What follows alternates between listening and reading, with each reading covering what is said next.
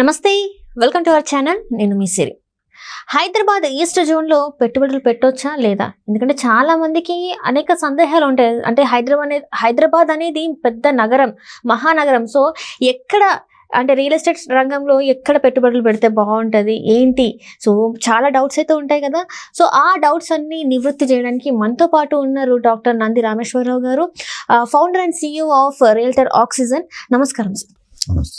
సరే, ఇప్పుడు చూస్తుంటే హైదరాబాద్ ఈస్ట్ జోన్లో పెట్టుబడులు పెట్టవచ్చా లేదా? ఎందుకంటే ఇందాక మనం మాట్లాడుకున్నట్టు వెస్ట్ జోన్లో అయితే చాలా డెవలప్మెంట్ ఉంది. అక్కడ చాలా వరకు చూస్తే పెట్టుబడులు చాలా మంది పెట్టారు, డెవలపింగ్ కూడా చాలా ఉంది. ఈస్ట్ జోన్కి వచ్చేసరికి మరి కొంచెం అంటే పెట్టుబడులు పెట్టవచ్చా లేదా అనే సందేహాలు వస్తున్నాయి. మరి నిజంగా ఇక్కడ పెట్టుబడులు పెట్టవచ్చా లేదా, ఏం చేయాలి అసలు? ఇది పర్సనల్ సందేహంలో ఉంది. అలా ఏం లేదు సార్, లైక్ చాలా మందికి ఉంటాయి కదా సార్. సో ఎయిట్ సైడ్ పెడితే బాగుంటుంది పెట్టుబడులు అని చెప్పేసి, సో అట్లా మిమ్మల్ని అడిగాను. ఓకే, సో మీరు అడిగిన ప్రశ్నకి చెప్పే ముందు ఒక క్లారిటీ ఇద్దాం మన వ్యూయర్స్ అందరికీ. ఎందుకంటే అసలు అప్రిషియేషన్ అనేది ఎప్పుడు జరుగుతుంది? రేట్లు పెరగాలి, ఇన్వెస్టర్స్ అందరూ ఎక్స్పెక్ట్ చేసేది నేను 10 రూపాయలు పెడితే 20 రూపాయలు అవ్వాలి, 40 రూపాయలు అవ్వాలి, 50 రూపాయలు అవ్వాలి అనుకుంటారు. బట్ మనం ఆకలి వేస్తే అన్నం తింటాం, కారణం ఉంది. దాహం వేస్తే నీళ్ళు తాగుతాం, రైట్? ఇక్కడ కూడా రేట్లు పెరగాలంటే కొన్ని మినిమం కండిషన్స్ అప్లై అవ్వాలి. అవి ఏం కండిషన్స్? ఇన్ఫ్రాస్ట్రక్చర్ అంటే ఏమొస్తాయి మీ ప్రకారం? రోడ్లు, ఫ్లైఓవర్స్, బ్రిడ్జెస్, మెట్రో, ఇట్లా అన్నీ వచ్చేస్తాయి. అదేవిధంగా కనెక్టివిటీ అంటారు. కనెక్టివిటీ బిట్వీన్ సిటీస్, ఊర్ల మధ్య పెట్టుకుంటే ఫ్లోటింగ్ పెరుగుతుంది. అదే కాకుండా సెకండ్, ఈ ఇన్ఫ్రాస్ట్రక్చర్ వల్ల ఇండస్ట్రీ వస్తుంది. గవర్నమెంట్ ఇండస్ట్రీ జోన్ డిక్లేర్ చేయాలి. ఇప్పుడు పోలేపల్లి సెజ్ అని, చందనవల్లి సెజ్ అని, మేకగూడ ఇండస్ట్రియల్ ఏరియా, రకరకాల ఇండస్ట్రియల్ ఏరియాస్ ఉన్నాయి. ఇండస్ట్రీస్ వస్తే ఏమవుతుంది? మీకు ఎంప్లాయ్మెంట్ వస్తుంది. ఎంప్లాయ్మెంట్ వస్తే ఏమవుతుంది? లివింగ్ స్టార్ట్ అవుతుంది. లివింగ్ స్టార్ట్ అయితే ఏమవుతుంది? మిగతా రిక్వైర్మెంట్స్ అన్ని, హాస్పిటల్, స్కూల్, కాలేజ్, ఎక్సెట్రా అన్ని కూడా డెవలప్ అవ్వాలి. ఇది ఒక చైన్ ఆఫ్. ఈస్ట్ జోన్ లో ఏమైందంటే వెస్ట్ జోన్ లో ఉన్న ఇన్ఫ్రాస్ట్రక్చర్ ఈస్ట్ జోన్ లో లేదు. రీజన్స్ అనేకమైన ఉన్నాయి, ఈ సందర్భంలో మనం మాట్లాడుకోవద్దు. బట్ ఈస్ట్ జోన్ ఇంప్రూవ్ అవ్వాలంటే ఏం చేయాలనేది మనం హైలైట్ చేద్దాం. రేవంత్ రెడ్డి గారు సీఎం అవగానే మేబీ ఒక 1-2-3 weeks లో ఆయన ఒక ప్లాన్ లో ఇది ఒక అంశంగా తీసుకున్నారు. ఈస్ట్ జోన్ ని లుక్ ఈస్ట్ అనే పాలసీతో పిలిచారు.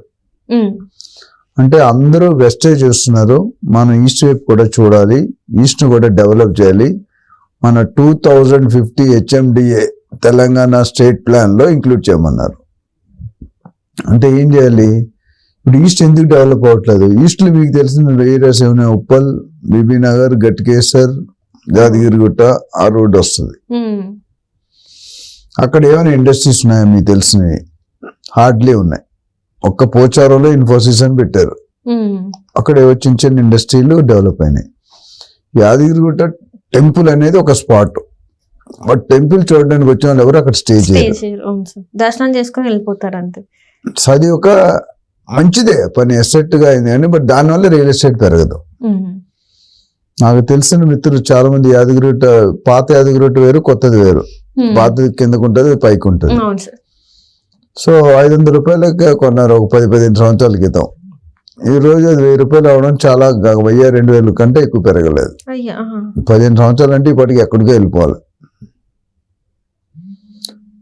అదే సో ఈస్ట్ జోన్ పెరగాలంటే గవర్నమెంట్ దగ్గర నుండి యాక్షన్స్ ఉండాలి ఫస్ట్. అప్పుడు బిల్డర్స్ అందరూ అక్కడికి వెళ్తారు.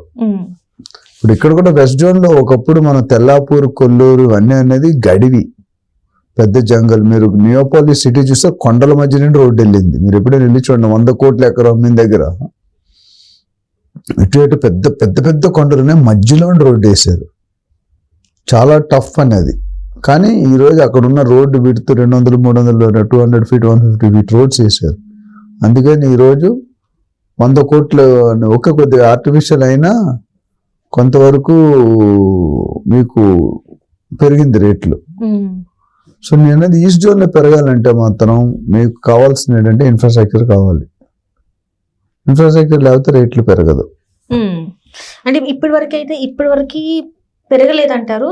సో ముందు ముందు పెరగాలంటే మాత్రం ఇన్ఫ్రాస్ట్రక్చర్ పెరగాలి, వాటిని పెట్టుబడులని రప్పించాలని మీరు అంటున్నారు. అంతే. అయితే పెట్టుబడులు రప్పించాలంటే గవర్నమెంట్ దగ్గర ఫస్ట్ ఇనిషియేటివ్ జరగాలి. ఇండస్ట్రీ జోన్ కానీ, స్పోర్ట్స్ సిటీ కానీ, హెల్త్ సిటీ కానీ, శాటిలైట్ టౌన్షిప్స్ కానీ, మెట్రో కానీ, బ్రిడ్జెస్ కానీ. ఇప్పుడు ఒకప్పుడు నాగోల్ ఎల్బీ నగర్ అంటే ఏముండేది కాదు. నాగోల్ ఎల్బీ నగర్ పెద్ద సెంటర్ అయిపోయింది. ఒకప్పుడు కుక్కడపల్లి ఏముండేది, మియాపూర్ ఏముండేది, ఇప్పుడు మియాపూర్ పెద్ద సెంటర్. ఒకప్పుడు గచ్చిబౌలి ఏం లేదు, ఇప్పుడు ఈ రోజు గచ్చిబౌలి ఫైనాన్షియల్ డిస్ట్రిక్ట్. ఎక్కడెక్కడికో శంకరపల్లి, మోకిల అక్కడ దాకా వెళ్ళిపోతున్నాం మనం. కాబట్టి నేను చెప్పేది ఏంటంటే ఈస్ట్ జోన్ పెరగాలంటుంటే ఇంకొక నెక్స్ట్ మినిమం 10 years పడుతుంది. కాకపోతే అడ్వాంటేజ్ ఏంటంటే కొనుక్కున్న వాళ్ళు తక్కువ రేటు కొనుక్కోవచ్చు. ఇక్కడ ఏదైతే 30-40 వేలు దొరుకుతుందో వెస్ట్ జోన్ లో, అక్కడ 10,000 దొరుకుతుంది. బట్ అప్రిషియేషన్ కోసం they have to wait for at least 8 to 10 years. పెరుగుతుంది, డెఫినెట్ గా పెరుగుతుంది. ఈ గవర్నమెంట్ ఇప్పుడు గవర్నమెంట్ లో కొన్ని చెప్తే కొన్ని చేయరు, కొన్ని చేస్తారు. ఎలక్షన్ ముందు ఎన్నో చెప్తాం, ఎలక్షన్ అయ్యాక కొన్ని అమలు పరుస్తారు, కొన్ని అమలు పరుస్తారు. దానికి రీజన్స్ వేరే రీజన్స్ ఉండొచ్చు. వీళ్ళు చెప్పింది చెప్పినట్టు చేస్తే కనుక డెఫినెట్ గా ఇప్పుడు ఈ సీఎం అయితే 5 years ఉంటారని మనం అనుకుందాం టర్మ్.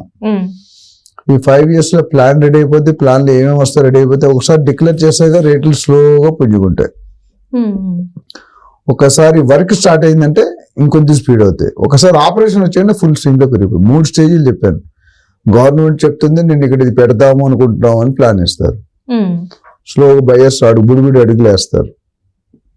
ఒకసారి ప్లాన్ వర్క్ స్టార్ట్ అయింది, వాకింగ్ చేస్తారు, తర్వాత జాగింగ్ చేస్తారు, తర్వాత పరిగెడతారు. అదేవిధంగా ఆ స్టెప్స్ ఇప్పుడు మీరు ఓఆర్ఆర్ అనేది చాలా పాత కాన్సెప్ట్, ఎప్పుడో 15 సంవత్సరాల ముందు నుండి మాట్లాడుతున్నారు. అది అమలు పడడానికి ఎన్ని రోజులు పెట్టింది మీకు తెలుసు కదా. ఓఆర్ఆర్ వస్తున్నాను రేటు పెరగడం స్టార్ట్ అయింది. ఈ రోజు ఓఆర్ఆర్ దగ్గర కొనుక్కోలేం, 1,50,000 2 లక్షలు చెప్తున్నారు.